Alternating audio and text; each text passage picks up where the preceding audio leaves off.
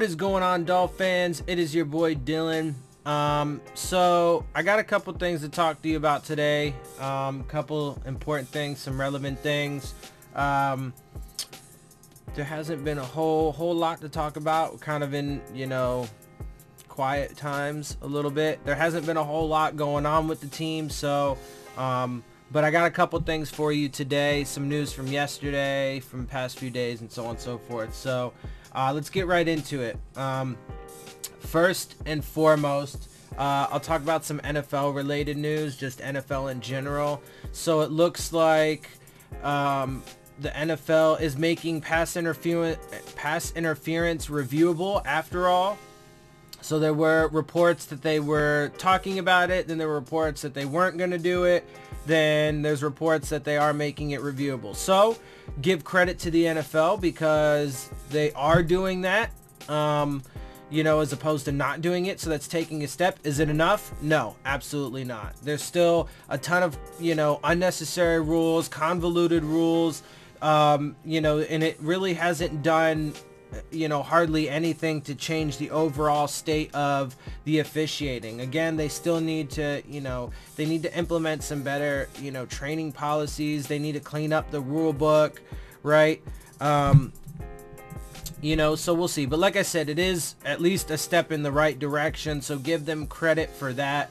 But there's still definitely going to be a lot of work to do in that regard before that's finished. But look, I mean, at the end of the day, it's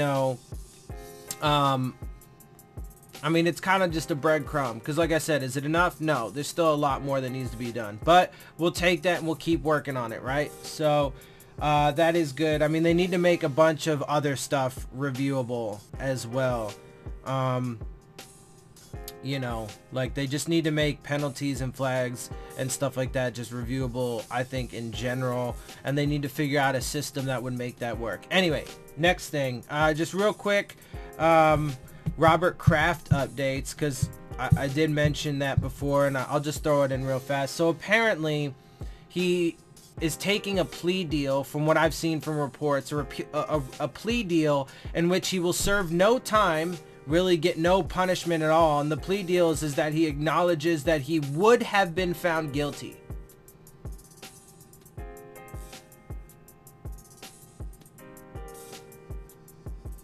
Yeah. He would have been found guilty. He acknowledges that, admits to that. Hey, I would have been found guilty, but since I'm admitting that I would have been found guilty, I'm not going to get punished. What the fuck is that? What the fuck is that? I'll tell you what that is. That's what we call two-tiered justice system in America. The rich, the wealthy, and the powerful, well, they get slap on the wrists, about as much as they get. Fines maybe occasionally. But if it was one of us, an average person, we would have, gone to prison for the rest of our lives. Anyway, that's getting into a whole bunch of political stuff that we don't need to talk about. And there still could be punishment from the NFL. We'll see. I wouldn't, I'd be willing to bet there's going to be nothing severe. Robert Kraft is going to get off, but again, that gets into politics, because that gets into a more broad, generalized, point about our criminal justice system is all fucked up. Like I said, two-tiered system. There's obviously a major divide between the rich and the powerful and the rest of us. But anyway, so we won't get into that. Just wanted to update y'all on it. Also, it looks like the Dolphins have tendered Zach Stirrup, primarily a right tackle. I thought that when we picked him up, he showed potential. He's a big dude. I think he's like 6'6" or something like that. And without Juwan James, he could end up being our starting tackle. He doesn't have a whole lot of experience. And even when he did go in for us, I think last year, I don't think his results were all that good, if I remember correctly. But we'll see what happens. They did tender him, so he's going to be sticking around. Also, the big news is the Dolphins have traded Robert Quinn. So we now have, effectively no offensive line or defensive line as well. the two most important areas in my perspective. The trenches are about as thin as they could be, so we have a lot of work to get done, just to put that into perspective and to give you the full context. But it is but you know, we do save cap space. I think it's like 12 million for getting rid of Robert Quinn, and we get a 6th round pick. So I mean, look, at the end of the day, I mean, you know, I wanted them to keep Cameron Wake. I was happy with them getting rid of Andre Branch, and I was neutral with Robert Quinn. But now that Robert Quinn is gone, it's good we got the savings and we get another pick for next year. It's a 2020 pick, by the way, in the 6th. But now we have like no defensive line, certainly almost no pass rushers, and we have cap space and like peanuts. We're getting peanuts for these guys. I don't know why anybody's excited by the draft picks that we're getting. Now here's the thing. If the Dolphins keep that cap space, right? I mean, we have an ungodly amount of you know, holes on this roster now, which again, let me just reiterate, was completely unnecessary. There was no reason with where this franchise was before Adam Gase got fired. Despite what anybody thinks, it was not necessary. I mean, his worst season was 6-10, and now, since we've completely gutted everything from the front office down, we can expect to have worse seasons than what we've had with the past regime. And if the ownership and the fan base would have just had a little patience, no matter how you look at it, no matter what you think of the old regime or this regime, we wouldn't be in this situation. I mean, if they didn't fire Adam Gase, we just wouldn't be in this situation. And I would argue, I think there's a lot to argue, that we'd be in a better situation. We wouldn't have, I mean, it's a fact we wouldn't have had this giant purge. It would be in year 4 of a culture rebuild, as opposed to now we have to do not just a culture rebuild, but an entire organizational rebuild. So now we're going to be, you know, if you go just off projections and, you know, history and, you know, the data we have, we're probably going to have a worse season than any of the past 3 years, or even really any of the past few decades. It looks like we're taking steps backwards overall now, or at least in the short term. Now, if that turns into overall progress, we'll see. But again, this coaching staff and regime needs to have the patience from the fan base and ownership, and they got to do the right things. Now, so if they end up taking an offensive lineman at 13th overall, or if they trade back in the draft and accrue more draft picks and more draft capital and don't chase a quarterback or take a quarterback, you know, in the first round this year, then you know, they could be in a good position. Why? Because then they could actually have a good amount of draft capital. They have, you know, tons of cap space at this point, right? So there is a way that they could do this rebuild and it be smart.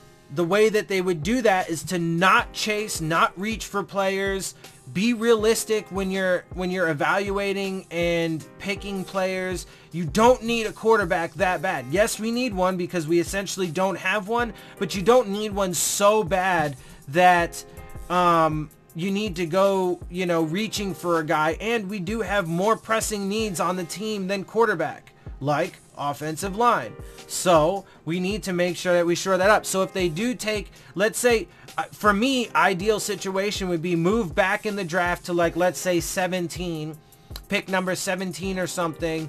And this obviously depends on the draft, you know, falling in a favorable way, in a way that I would hope it does, right? So in other words, like, if we can move back to, like, let's say 17, pick up some more draft picks maybe this year and next year, because as of right now, again, this year we have 7 picks, 1 in each round, except for we do not have a 6th round pick this year. We downgraded to a 7th round pick in the Tannehill trade, but we also did get a 4th round pick next year. Next year, we have 2 4ths, 2 6ths, and 2 7ths as it stands right now. And we will probably get compensatory picks, probably 2 or 3 of them actually, considering the fact that we've just, you know, We have bled out a tremendous amount of talent and players and stuff like that. And we might not even be done, as reports are saying, which I'll get to in a minute. So we are going to have a ton of cap space, and we are going to have draft capital. If we accrue more, great, right? And that's what you want to do, because you want to have as many swings in the draft as you possibly can, because the draft is where you build. That's where you take your chances. That's where you know, get young talent, cheap talent, right? That's the best way. And then you supplement in free agency. No matter what, that is the best way to build a team. No matter how you look at it, whatever. So you move back to, like, let's say 17, pick number 17, and that's if, like, Garrett Bradbury, the center I want, you think is going to be there. So ideally, we move back to, like, you know, whatever, 16, 17, 18, whatever, whoever will trade with us in a position we think, you know, will be beneficial for us, whatever. We move back, we accrue more picks. We get, like, Garrett Bradbury or, you know, a stud offensive lineman or defensive lineman in the first round, right? And then you pick your quarterback again, somewhere 3 to 5. And then other than that, you get, like, at least 2 offensive linemen, 2 defensive linemen, another cornerback, and your quarterback, obviously, right? Somewhere between 3 and 5. And then, you know, maybe a wide receiver, and then, you know, wide receivers, running backs at tail end, you know, in, like, at best round 6, but more likely undrafted free agent. And then you're good, right? But look, I mean, here's the thing. So if they take a quarterback at 13, then that's not as bad as trading up and then giving away some of that draft capital that we've accrued, right? Because as it stands right now, we've got a ton of cap space, and we're stockpiling draft capital. Great. But if we move up, we're going to get rid of a ton of that draft capital. Sure, we'll still have tons of cap space, but then we'll be getting rid of, you know, some of our stockpiled draft capital, and then we'll be neglecting the, you know, offensive line, so that, you know, first round draft pick is just going to get pummeled, or, you know, whatever. Ryan Fitzpatrick is going to get pummeled. And then it's going to end up being a net negative. And again, because one of the reasons, and this is just a little bit of projection into the future, speculation, but my guess is that because if that happens, then we're absolutely, you know, there's no hope of having any kind of a good season this year with everything that's happened up to this point. But then you're not going to have a running game. You're not going to have a passing game. Your quarterback is just going to get demolished. And so we're just going to suck. That guarantees that even more than if they would shore up the offensive line and take a quarterback in, like, rounds 3 or 5. Right? Because here's the thing. If they don't, and Ryan Fitzpatrick gets murdered, and then the rookie goes in, he's going to get murdered, and that's not going to help us now or in the future.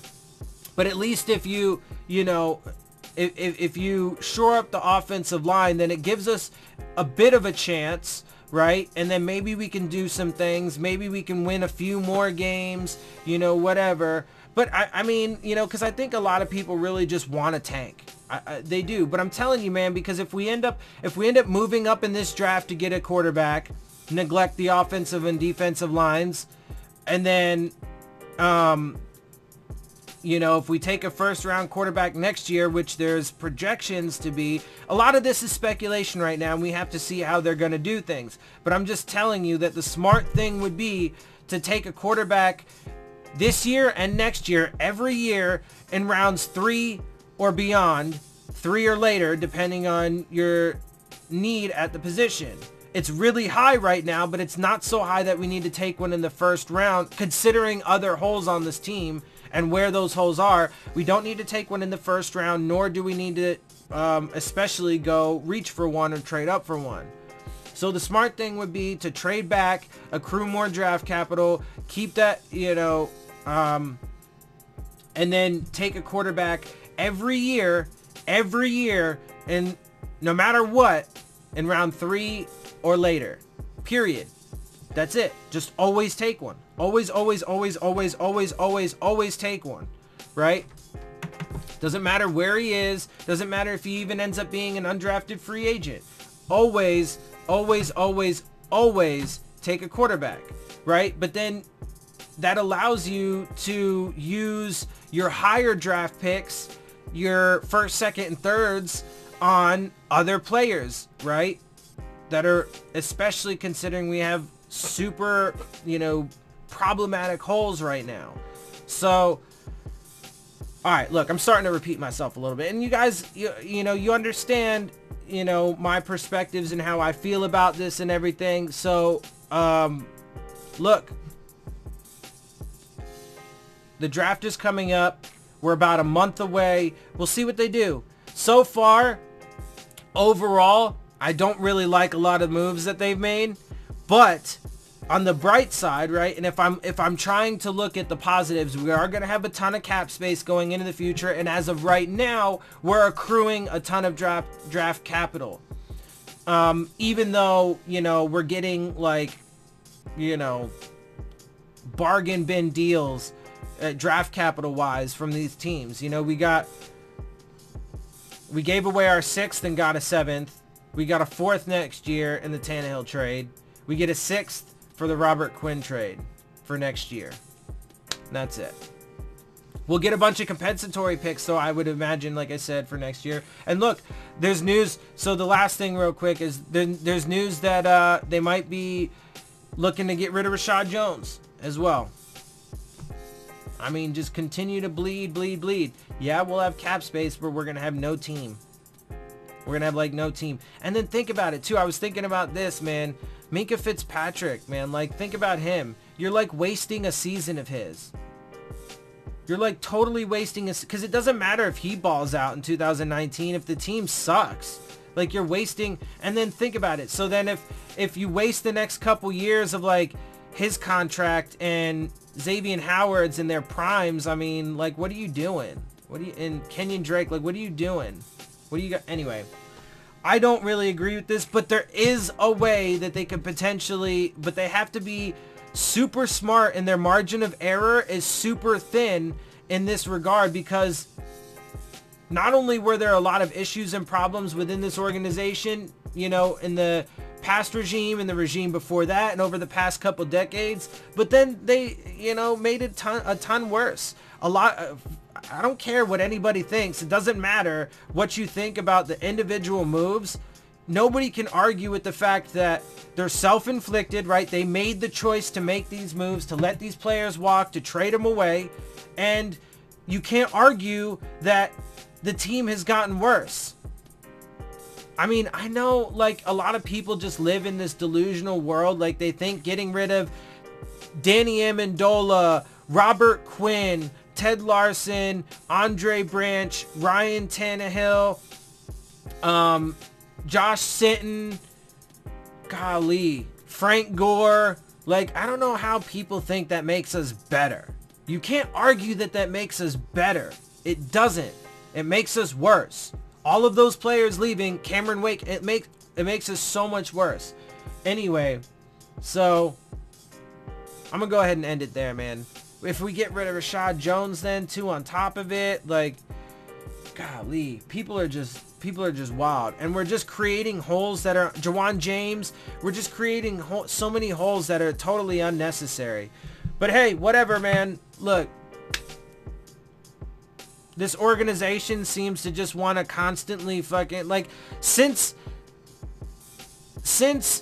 Don Shula left, things have started to decline. Then Dan Marino left, things started to decline even more. Then we got Joe Philbin, things were getting worse and worse.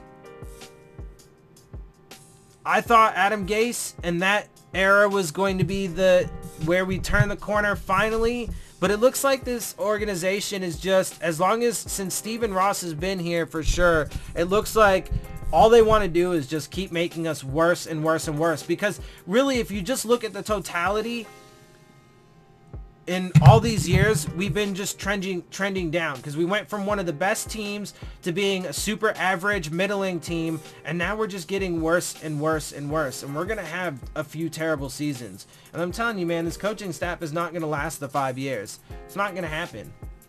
But there's a lot to be seen. Anyway, I'm going to go ahead and get out of here, guys. That went on long enough. I hope you guys enjoy my videos. If you do, make sure you hit the subscribe button. Make sure you hit the like button. Make sure you hit the bell if you want to get the alerts. Leave your questions, comments, and concerns down in the comment section. And as always, make sure you follow me on Twitter at Dillon Tartaro. And with that, I'm out. I'll see y'all soon. Fins up.